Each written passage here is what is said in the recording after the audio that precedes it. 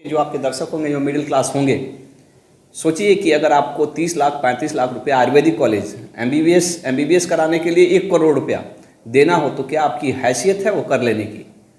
वो जी जितने भी दर्शक होंगे, वो लोअर क्लास तो छोड़ दीजिए, लेकिन एक चीज़ और भी है कि सेवा का भावना, जितना जो लोअर लोग रहते हैं ना, अगर गरीब बच्चा अगर उसको एमबीबीएस कर ले तो उसमें जितना सेवा की भावना रहेगी, वो अमीर आदमी में क्या, उसके लिए प्रोफेशन है। तो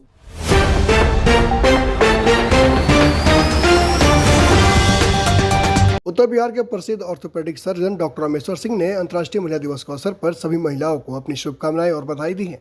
साथ ही उन्होंने ये भी कहा है कि मिडिल क्लास के फैमिली के बच्चे डॉक्टर क्यों नहीं बन सकते, उन्होंने इसकी जानकारी दी है। आइए सुनते हैं डॉक्टर रामेश्वर सिंह ने क्या कहा है। अगर आप अपने बच्चों को बनाना चाहते हैं सुशिक्षित एवं संस्कारवान, तो आज ही चले आचार्य स्वामीनाथ पांडे शिक्षण संस्थान, नूतन नगर, भंटा पोखर, सीवान। जी हाँ, 20 सालों से अधिक शिक्षा के क्षेत्र में अपना परचम लहरा रहे आचार्य स्वामीनाथ पांडे शिक्षण संस्थान में आपके बच्चे शिक्षित होने के साथ साथ संस्कारवान भी बनते हैं।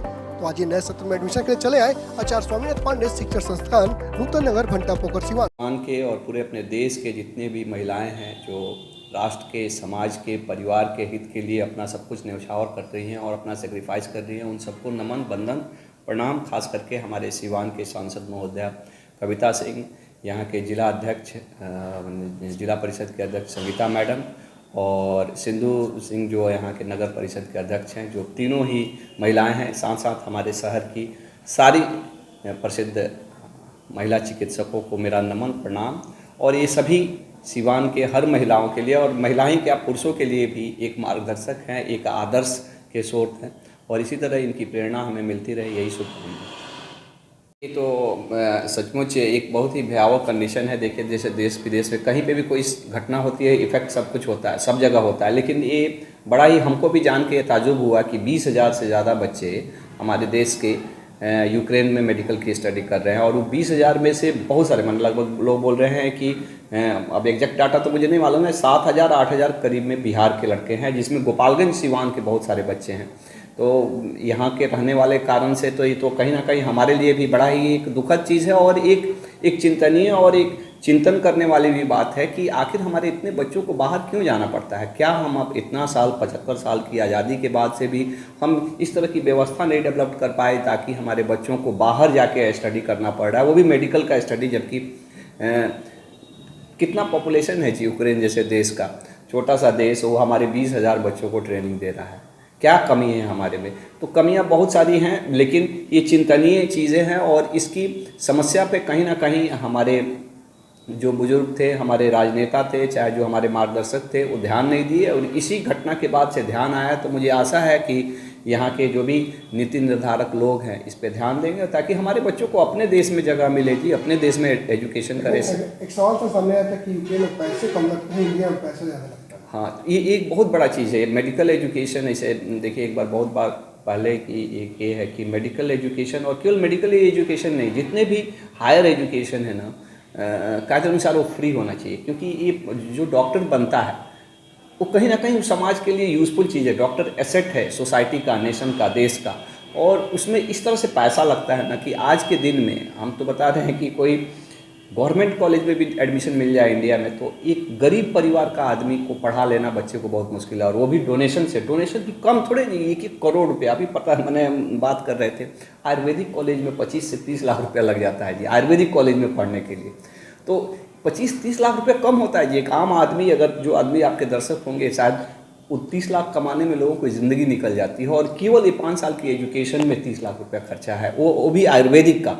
अगर आप एमबीबीएस की पढ़ाई कर रहे हैं तो सोचिए 1 करोड़ रुपया। ये कहीं ना कहीं, अगर ऐसे लोग जो डॉक्टर बनेंगे कहाँ से पैसा लेके आएंगे? वो कहीं ना कहीं वो एक तरह से वो भ्रष्टाचार और वो सेवा खत्म हो जाता है। फिर वो इन्वेस्टमेंट है, 1 करोड़ रुपया कोई इन्वेस्ट करेगा तो सोचेगा कि हम निकालें, फिर वो कहीं ना कहीं समाज पे उसका बोझ पड़ता है। और डॉक्टर कभी भी समाज के लिए एक एसेट है, ये समाज की जवाबदारी है। ये मेडिकल एजुकेशन इतना महंगा क्यों है? एक रिसर्च में मैं अभी ये देख रहा था, इतना महंगा दुनिया में कोई भी जगह पे मेडिकल एजुकेशन नहीं है। ये शिक्षा का व्यवसायीकरण हो गया। हायर एजुकेशन, कोई भी हायर एजुकेशन एक्चुअली नेशन का एसेट है, और हायर एजुकेशन में कहीं भी पैसा नहीं लगना चाहिए।